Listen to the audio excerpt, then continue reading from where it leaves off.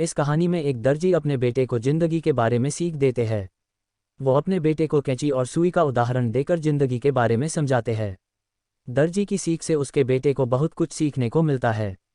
रविवार का दिन था और स्कूल में छुट्टी थी, इसलिए एक दर्जी का बेटा अपने पापा की दुकान पर चला जाता है। वहां जाकर वो अपने पापा को ध्यान से काम करते हुए देखना लगता है। उस लड़के ने देखा कि उसके पापा कैंची से कपड़े को काटते हैं और फिर उस कैंची को अपने पैर से दबाकर रख देते हैं। उसने ये भी देखा कि पापा सुई से कपड़े को सीते हैं और बाद में सुई को अपनी टोपी पर लगा देते हैं।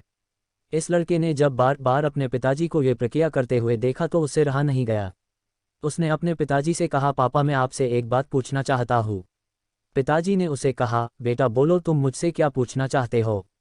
उसने कहा कि मैं बड़ी देर से आपको देख रहा हूँ, आप जब भी कैंची से कपड़ा काटते हैं तब कैंची को अपने पैर के नीचे दबा देते हैं और जब भी आप सुई से कपड़े को सिलते हैं तब आप उस सुई को अपनी टोपी पर लगा देते हैं। पापा आप ऐसा क्यों करते हो। पिताजी ने अपने बेटे को समझाते हुए कहा कि बेटा कैंची हमेशा काटने का काम करती है जबकि सुई जोड़ने का काम करती है। हमेशा काटने वालों की जगह जोड़ने वालों की जगह से नीची होती है। इसी कारण से मैं कैंची को पैर के नीचे रखता हूँ और सुई को अपनी टोपी पर लगाता हूँ। इस कहानी को पढ़ने के बाद आप जरूर अपने आप को ये सवाल पूछना, क्या मैं अपनी ज़िंदगी में एक कैंची का काम कर रहा हूँ या फिर एक सुई का।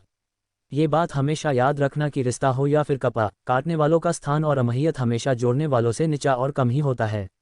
जोड़ने वाले का स्थान हमेशा ऊंचा ही होता है।